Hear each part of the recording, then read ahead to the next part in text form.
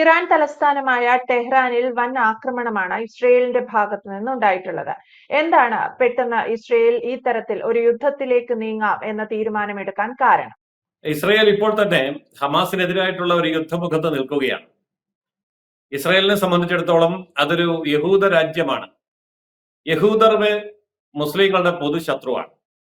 മുസ്ലിങ്ങളുടെ മതവിശ്വാസ പ്രമാണം അനുസരിച്ച് യഹൂദനെ കാണുന്നിടത്ത് വെച്ച് കൊല്ലണം, അല്ലെങ്കിൽ സ്വർഗം കിട്ടുകയില്ല എന്ന് വിശ്വസിക്കുന്ന 13 മുസ്ലിം രാജ്യങ്ങളാണ് ഇസ്രയേലിന് ചുറ്റും സ്ഥിതി ചെയ്യുന്നത്. അതുകൊണ്ട് ഇസ്രയേൽ ഈ 13 മുസ്ലിം രാജ്യങ്ങളോട് നിരന്തരം ജാഗ്രത പുലർത്തുകയും പലരോടും യുദ്ധം ചെയ്യുകയും വേണ്ടതാണ്. അതിന്റെ ചരിത്രം അതാണ്. എന്നാൽ ഓരോ വർഷവും കഴിയും തോറും ഇസ്രയേലിന് ചുറ്റുമുള്ള ഇസ്ലാമിക രാജ്യങ്ങൾ കൂടുതൽ കൂടുതൽ അപകടകാരികളായി മാറുകയാണ്. അതിലേറ്റവും മുന്നിൽ നിൽക്കുന്നത് ഇറാൻ എന്ന് പറയുന്ന രാജ്യം. ഇറാനെ സംബന്ധിച്ചിടത്തോളം ആണവശക്തിയുള്ള ഒരു രാജ്യമാണെന്ന് ഇറാൻ അവകാശപ്പെടുന്നുണ്ട്. പാകിസ്ഥാനും അങ്ങനെയാണ്. അപ്പോൾ ഇസ്ലാമിക രാജ്യങ്ങളിൽ ആണവ ബോംബുകൾ എത്തിയാൽ അത് അങ്ങേയറ്റം അപകടകരമാണ് എന്ന് ലോകം കരുതുന്നു. അതിനൊരു കാരണമുണ്ട്. ഇപ്പോ ഹൈന്ദവ രാജ്യമായിട്ടുള്ള അല്ലെങ്കിൽ ഹിന്ദുക്കൾക്ക് ഭൂരിപക്ഷമുള്ള ഇന്ത്യയിൽ ആണവ ശക്തിയെ നിയന്ത്രിക്കുന്നത് ഗവൺമെന്റ് ആണ്. മാത്രമല്ല അതിന് അന്താരാഷ്ട്ര മര്യാദകൾ പാലിക്കാൻ തയ്യാറുമാണ്. മറ്റു പല രാജ്യങ്ങളും, ഇപ്പൊ അമേരിക്ക ആണെങ്കിലും ബ്രിട്ടൻ ആണെങ്കിലും റഷ്യ ആണെങ്കിലും ചൈനയാണെങ്കിലും അവിടെയൊക്കെ വ്യവസ്ഥാപിതമായ ഒരു ഭരണകൂടമുണ്ട്. അവിടുത്തെ ഒരു മതപരമായിട്ടുള്ള വിശ്വാസം ഒരിക്കലും ആണവ ആയുധങ്ങളെ കടന്നു പിടിക്കാറും നിയന്ത്രിക്കാറുമില്ല. എന്നാൽ ഇതുപോലെയല്ല ഇസ്ലാമിക രാജ്യങ്ങളിൽ. ഇസ്ലാമിക രാജ്യമായ പാകിസ്ഥാനും ഇറാനും ആണവ ശക്തികളാണെന്ന് അവകാശപ്പെടുമ്പോൾ അവിടെ രാജ്യത്തെ കൈകാര്യം ചെയ്യുന്നത് ആരാണ് എന്ന് നോക്കുക. അവിടെ ജനാധിപത്യമില്ല, അവിടെ സ്ഥിരമായ ഭരണകൂടമില്ല. അവിടുത്തെ ഭരണകൂടം മത തത്വശാസ്ത്രങ്ങളുടെയും മത തീവ്രവാദികളുടെയും കീഴിലാണ് ഭരണം നടത്തുന്നത്.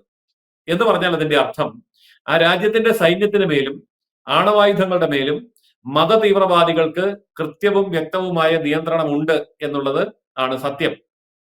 അപ്പോൾ തീവ്രവാദ സ്വഭാവമുള്ള ഇസ്ലാമിക മതത്തിലെ സംഘടനകൾ ഇതര മതസ്ഥരെ കൊന്നൊടുക്കണമെന്നുള്ളത് സ്വന്തം മതവിശ്വാസമായി പ്രത്യയശാസ്ത്രമായി കരുതുന്നു. അതുകൊണ്ട് അത്തരം രാജ്യങ്ങളുടെ കയ്യിലിരിക്കുന്ന ആണവ ബോംബുകൾ എപ്പോഴും ഇതര മതങ്ങളുടെ രാജ്യങ്ങളുടെ മേൽ മതപരമായ കാരണത്താൽ ഉപയോഗിക്കാൻ സാധ്യതയുണ്ട്. കാരണം മത തീവ്രവാദികളാണ് അവ കൈയാളുന്നത്.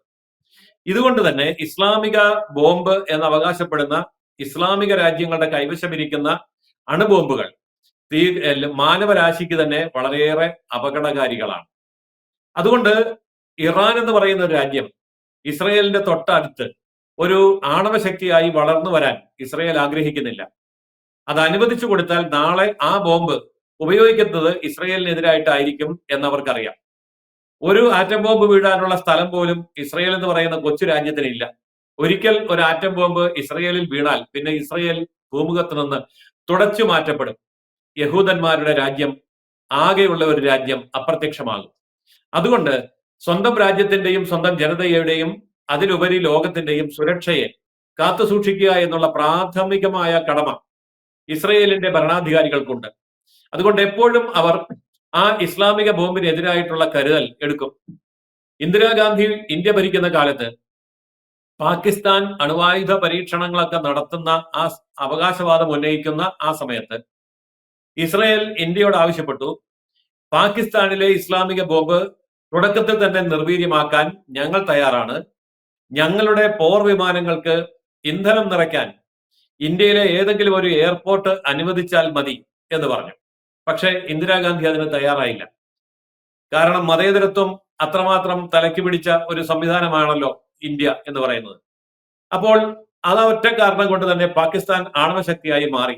അല്ലായിരുന്നുവെങ്കിൽ ഇസ്രയേൽ പാകിസ്ഥാന്റെ ആണവ നിർമ്മാണ തയ്യാറെടുപ്പുകൾ തുടക്കത്തിലെ അവസാനിപ്പിക്കുമായിരുന്നു, മുളയിലെ നുള്ളുമായിരുന്നു.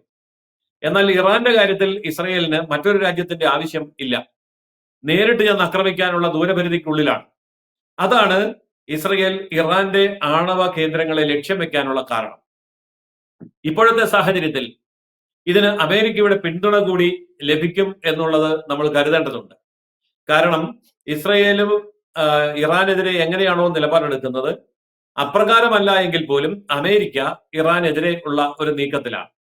കാരണം ഇറാൻ എന്ന് പറയുന്ന രാജ്യത്തിന്റെ താല്പര്യങ്ങൾ അമേരിക്കൻ താല്പര്യങ്ങൾക്ക് അനുയോജ്യമല്ല എന്നുള്ളത് കൊണ്ട് ഇറാനുമായി അമേരിക്ക അത്ര നല്ല ഒരു ബന്ധത്തിലല്ല ഉള്ളത്.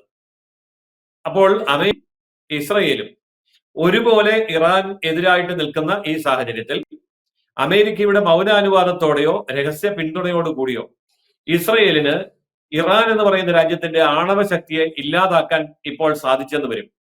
അത്തരമൊരു നീക്കമാണ് ഇന്ന് സംഭവിച്ചിരിക്കുന്നത് എന്ന് വേണം നമ്മൾ ഇപ്പോൾ മനസ്സിലാക്കേണ്ടത്.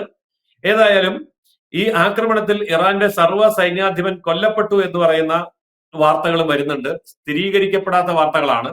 പക്ഷേ എന്തായാലും ഇസ്രയേലിന്റെയും അമേരിക്കയുടെയും ചാരക്കണ്ണുകൾക്ക് ഇറാൻ എന്ന് പറയുന്ന പ്രദേശത്തിന്റെ ഓരോ ചതുരശ്ര ഇഞ്ചും അരിച്ചു പെറുക്കാനുള്ള സാങ്കേതിക മികവ് ഉള്ളതുകൊണ്ട്, കൃത്യമായ ആക്രമണം നടത്താനുള്ള സൈനിക ശേഷി ഉള്ളതുകൊണ്ടും അവരെ സംബന്ധിച്ച് അസാധ്യമായ ഒരു കാര്യമല്ല ഇറാനെ ആക്രമിക്കുക എന്നുള്ളത്.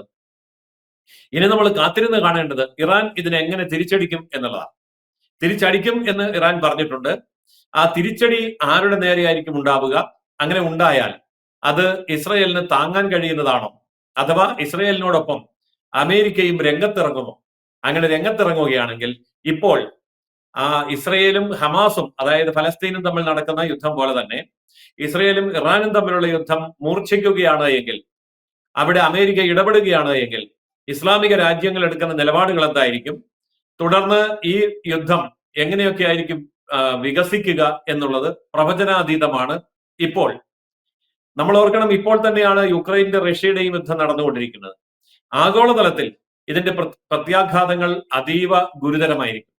പ്രത്യേകിച്ചും എണ്ണയുടെ വ്യാപാരം, എണ്ണയുടെ നീക്കം, എണ്ണയുടെ വില, ഇത്തരം കാര്യങ്ങളിൽ വലിയ ഫ്ലക്ച്വേഷൻസ് ഉണ്ടാകാനാണ് ആദ്യത്തെ സാധ്യത. അതിനെ തുടർന്ന് സ്വർണ്ണ നിക്ഷേപം, ഷെയറുകളിലുള്ള നിക്ഷേപം, ഇങ്ങനെയുള്ള കാര്യങ്ങളിൽ ക്യാഷ് ഫ്ലോയുടെ, ഇന്റർനാഷണൽ ക്യാഷ് ഫ്ലോയിൽ വലിയ ഒരു വ്യത്യാസങ്ങൾ വരാൻ സാധ്യതയുണ്ട്. ഡോളറിന്റെ വില, എണ്ണയുടെ വില, സ്വർണത്തിന്റെ വില, ഇതൊക്കെ വളരെ പെട്ടെന്ന് മാറി മറിയാനുള്ള സാധ്യതകളും ഉണ്ട്.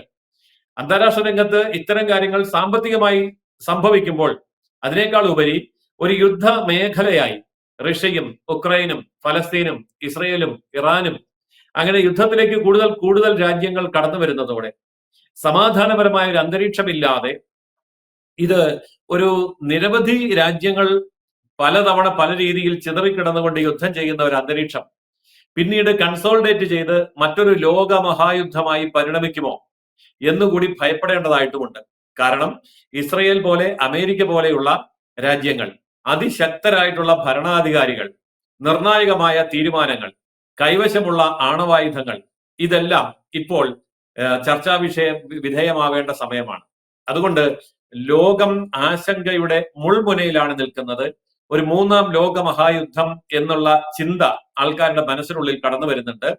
അതിനേക്കാൾ ഉപരി സാമ്പത്തിക രംഗത്ത് തകർന്നുകൊണ്ടിരിക്കുന്ന അമേരിക്കൻ യൂറോപ്യൻ സമ്പദ് വ്യവസ്ഥയ്ക്ക് കനത്ത ആഘാതമായി ഈ യുദ്ധം പരിണമിക്കാൻ സാധ്യതയുണ്ട്.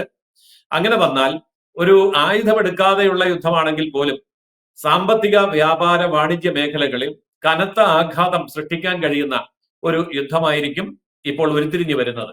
എന്തു തന്നെയാണെങ്കിലും ആശങ്കയുടെ നിമിഷങ്ങളും നാളുകളുമാണ് വരാനിരിക്കുന്നത്. ഇത് തന്മയത്വമായി കൈകാര്യം ചെയ്തുകൊണ്ട് ശാന്തിയുടെ അന്തരീക്ഷത്തിലേക്ക് ലോകത്തെ തിരിച്ചു കൊണ്ടുവരാൻ അമാന്തിച്ചാൽ ആയുധപരമായും സാമ്പത്തികപരമായും ലോകത്തിനുണ്ടാകുന്ന നഷ്ടങ്ങൾ അതീവ ഭീകരമായിരിക്കും. എന്തായാലും ഇറാനും ഇസ്രയേലും തമ്മിൽ ഒരു യുദ്ധമുഖത്ത് നിൽക്കുമ്പോൾ ലോകം മുഴുവൻ ഭീതിയിലാണ്. റഷ്യ ഉക്രൈൻ യുദ്ധം ഒരു ഭാഗത്ത് നടക്കുന്നു, ഗാസ പലസ്തീൻ ഇസ്രയേൽ യുദ്ധം, ഹമാസ് ഇസ്രയേൽ യുദ്ധം, ഇതൊക്കെ ഒരു വശത്തുണ്ട്. ഒപ്പം ഇതാ ഇസ്രയേലും ഇറാനും തമ്മിലുള്ള ഒരു യുദ്ധം കൂടി ആരംഭിച്ചിരിക്കുന്നു. ടെഹ്റാനിൽ വ്യോമാക്രമണമാണ് ഇസ്രയേൽ നടത്തിയിരിക്കുന്നത്. തിരിച്ചടിക്കൊരുങ്ങുകയാണ് ഇറാൻ എന്ന റിപ്പോർട്ടുകളും പുറത്തു വരുന്നുണ്ട്. എന്തായാലും ഇത്തരത്തിൽ ഒരു യുദ്ധമുഖത്ത് ലോകരാജ്യങ്ങൾ നിൽക്കുമ്പോൾ ലോകം മുഴുവൻ ഭീതിയിലാണെന്ന് തന്നെ പറയാം. വ്യക്തമാണ്. Thank you Jayasuryan sir. കൂടുതൽ വാർത്തകളും വിശേഷങ്ങളും നിങ്ങളിലേക്ക് എത്താൻ ABC മലയാളം സബ്സ്ക്രൈബ് ചെയ്യുക, ബെൽ ബട്ടണും അമർത്തുക.